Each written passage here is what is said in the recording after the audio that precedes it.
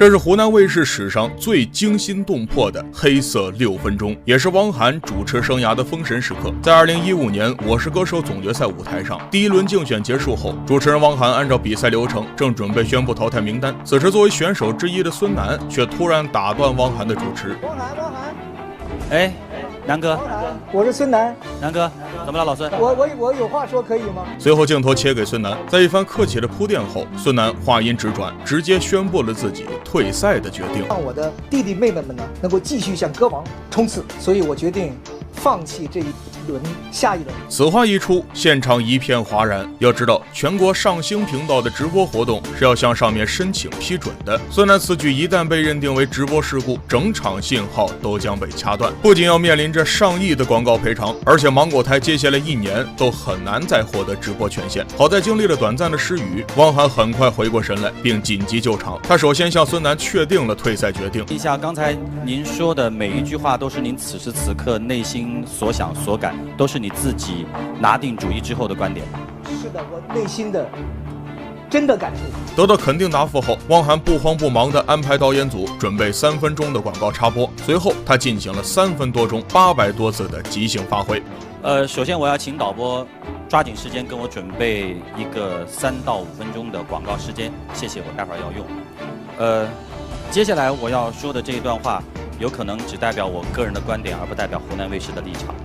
我虽然不同意南哥的一些观点，但是我誓死地捍卫您说话的权利。我相信我们应该尊重一个成熟男人在这一刻做出的决定。汪涵这段化险为夷，至今都被业内人士奉为教科书级别救场。汪涵控场赢得观众好感的还有一次芒果台助农直播，节目组邀请迪丽热巴做助农大使。直播时，一名男子突然冲上来，举着一枚戒指，半跪着向迪丽热巴求婚。热巴一时没有反应过来，好在一旁的汪涵及时挡住该男子的手，嘴上还不忘继续主持。一番话语既稳住了现场，又维护了热巴，还没有激怒男粉丝，这反应速度，难怪汪涵意志欲何炅，并成为湖南一哥。然而，很少有人知道，成为芒果台台柱子之前，只有中专学历的汪涵只能在台里抬柱子。汪涵本名汪建刚，父母希望孩子能够健康刚强，只是事与愿违。汪涵打小身体就不好，因此常常耽误上学。身体原因导致汪涵没有打好学习基础，高中毕业后只能去一所专科大学。因此最开始汪涵进湖南卫视也是从底层开始做起，干点巨物的杂活。后来他调侃自己不仅是抬柱子，还抬桌子、凳子以及三脚架，负责一切杂物。好在汪涵没有自怨自艾，没有学历他就大量阅读，直到博览群书，出口成章。工作繁杂，他也任劳任怨，把自己当成一块哪里需要就往哪儿搬的砖。很快，业务出色又勤劳肯干的汪涵得到了主持人裘晓的注意。1998年，湖南卫视《真情对对碰》的节目缺一位男主持人，在裘晓的积极推荐下，汪涵开启了自己绚烂的职业生涯。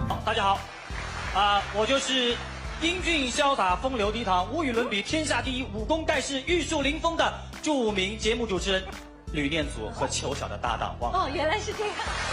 天天向上究竟为什么停播？汪涵和郭德纲的这次唇枪舌战无意间暴露真相。有一次，郭德纲受邀参加汪涵的节目，作为节目主持人的汪涵刚一上台，便给郭德纲来了一个下马威。汪涵和郭德纲的差距在哪儿呢？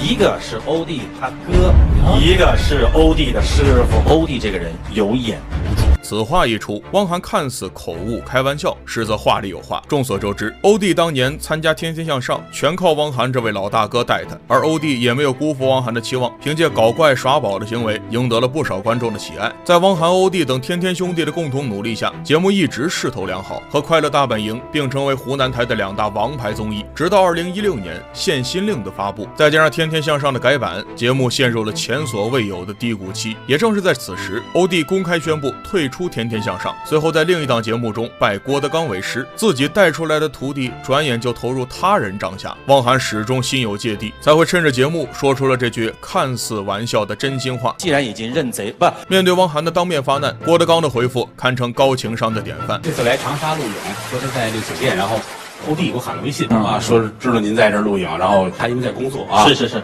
打扮人送来一份生日礼物，因为马上快到您生日了刚才你说这个时候，我心里特别的感动。老郭这番话无疑是在告诉所有人，欧弟能记住自己的生日并提前准备礼物，肯定不会是忘恩负义之徒，直接摘掉了欧弟白眼狼的标签。随后郭德纲又假借给王一博传授经验，暗示当年欧弟离开天天向上的内幕其实是被别人给挤走的。别着急，你就这么熬着，早晚有一天你会让前锋挤走的。而当年欧弟在离开天天向上后，曾发过一条老狗论的动态，话里话外暗示自己遭遇了不公。当时关于欧弟离开节目的原因众说纷纭，最后以汪涵站出来向欧弟道歉，才平息了舆论。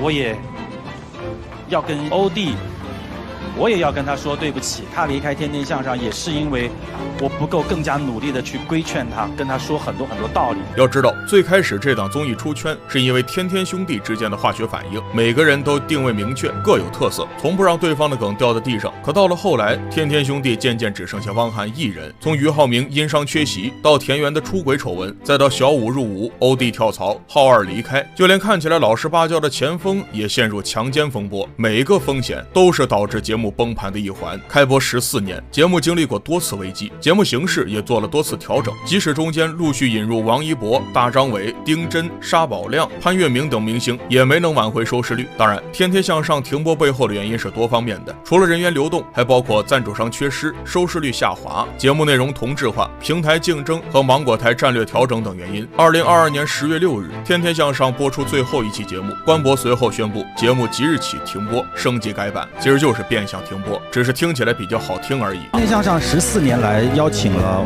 数不胜数的具有想象力的嘉宾，每个人的故事都值得我们学习。我在最后我想说的是，无论在什么时候，无论在什么情况，大家都能够跟着我们一起好好学习，天天向上。事实上，随着天天向上的停播，汪涵的主持生涯也走到了尽头。从湖南一哥到彻底翻车，汪涵是怎么一步步走到现在的？还记得当年这个老坛酸菜面的魔性广告吗？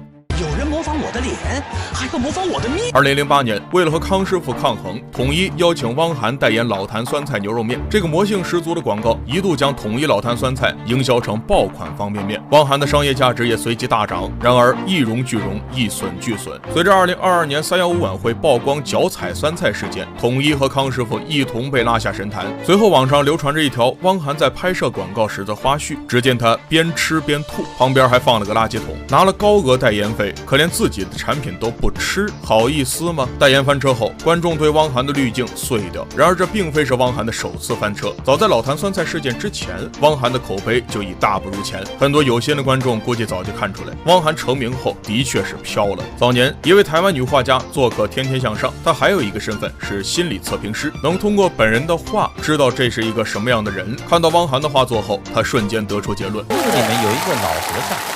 那这个传上是谁？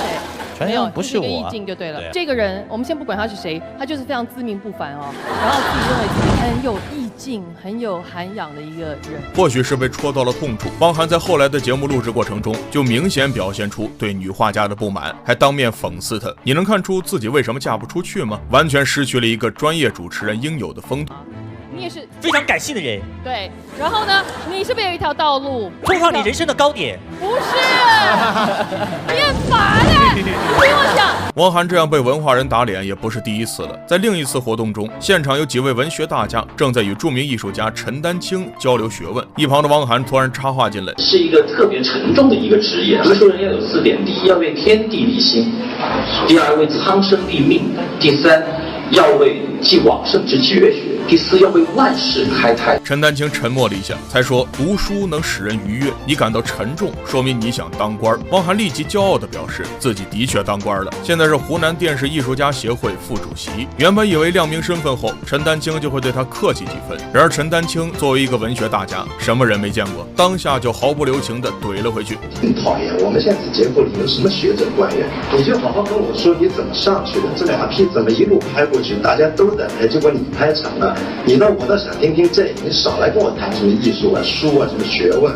我讨厌这种人，要不他就下面去。当然，真正让汪涵翻车的还是那起代言事件。2020年，汪涵曾代言的某金融平台被曝就是个诈骗平台，卷走了37万投资者的230个亿。因为老板卷款潜逃，愤怒的受害者只好来到湖南广电门口追堵代言人汪涵，怒骂他为了高额代言费不惜代言坑人钱财的产品。随后，汪涵发布声明，表示自己早在2018年就发现了平台的问题，已经与该公司解除了代言关系。这轻飘飘的一纸声明，直接引起了群情激愤。毕竟，身为公众人物，利用自己的影响力赚钱，所要做的不只是收取代言费，更应该对产品质量负责。此后，汪涵的口碑急转直下，见钱眼开、见利忘义的标签焊死在他身上。汪涵一路走来，不可否认他的努力与认真，但是身为公众人物，也要承担相应的社会责任。希望经此一役，汪涵能够吸取教训，真正的认识自己。